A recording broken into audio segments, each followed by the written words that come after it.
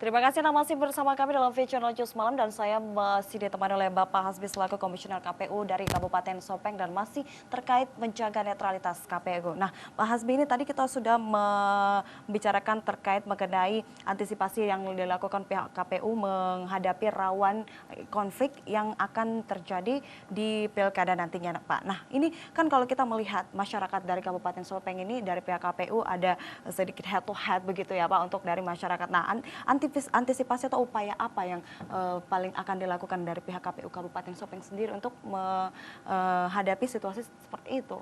Head to head itu kan tidak harus kayak mentinju gitu ya, bukannya. Ini kan semua melalui semua proses gitu. Tahapan kita kan jalan, kemudian juga sarana-sarana yang kita siapkan untuk kedua pasangan calon untuk melakukan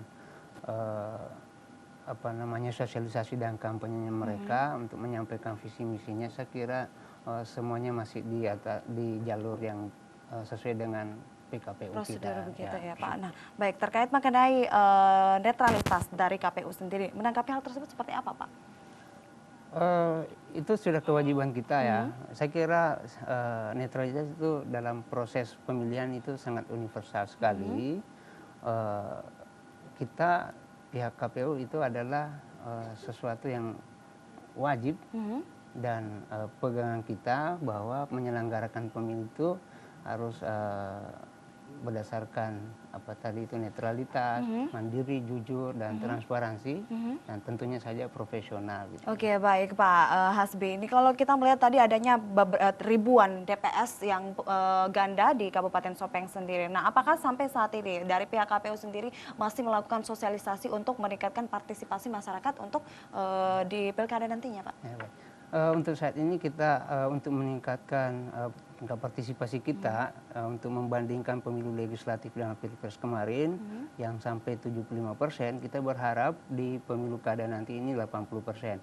Nah, upaya-upaya yang kita lakukan selama ini adalah kita ada buat sebuah program itu yang namanya garansi pemilih. Itu garansi pemilih itu kepanjangan dari gerakan sosialisasi pemilih gitu ya. Di samping garansi itu adalah kita mau menjamin setiap hak konstitusional warga untuk bisa terakomodir dalam daftar pemilih untuk memberikan hak pilihnya pada tanggal 9 Desember nantinya itu. Oke, berarti semua sudah bergerak begitu ya Pak untuk meningkatkan tingkat partisipasi dari masyarakat sendiri. Termasuk kita Mbak itu sudah menyiapkan sarannya melalui SMS Gateway, Google Drive, melalui Facebook dan berbagai macam media yang kita lakukan di tingkat lokal gitu ya. Oke, nah melihat dari beberapa pilkada yang dilakukan dari seluruh Indonesia ini ada beberapa daerah yang terkendala masalah anggaran. Nah, kalau dari Kabupaten Sopeng sendiri seperti apa Pak untuk dari segi anggarannya?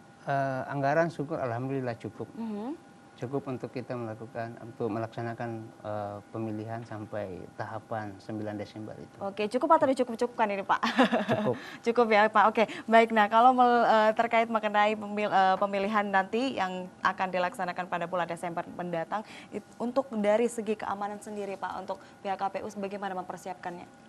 Dari sisi keamanan ya kita sudah berkoordinasi dengan pihak Kapolres dan komitmen kita semua untuk menjaga keamanan, kedamaian di Bumi Latema Malah Sopeng. Oke, dan semua juga masyarakat Kabupaten Sopeng berharap seperti itu ya Pak. Nah, kalau dari kabarnya juga ini dari untuk pemilih yang akan melangsungkan pilkada nanti di Kabupaten Sopeng itu juga ada terkendala mengenai dari nomor kependudukan maupun nomor KK yang masih bermasalah di sana. Itu seperti apa Pak sebenarnya? Tadi itu termasuk dari angka tadi 3.470 itu sudah termasuk di dalamnya. Masih ada yang NKK kosong ya, kemudian NIK-nya yang tidak standar gitu ya. NIK yang tidak standar yang saya maksudkan itu adalah mungkin salah penulisan pada saat penginputan data. Katakanlah misalnya KTP itu kan angkanya 16 ya, 16 digit. Itu biasanya 15 digit atau lebih 17 digit. Ya, nanti semua kita antisipasi semua itu.